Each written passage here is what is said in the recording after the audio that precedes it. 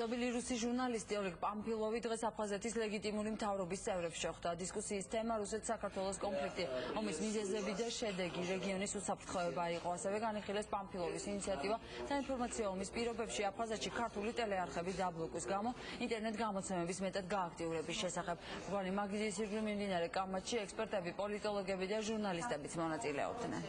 მაგრამ სამწუხაროდ არა აინტერესებს რა ტენდენციები გამოიხატა ბოლო დროს მსოფლიოში. ჩვენი ხედვა, აფხაზეთის სტრუქტურების ადგილი ამ გზაზე. ეს არის ძირითადი ჩვენი შეხვედრის ლეიტმოტივი დღეს.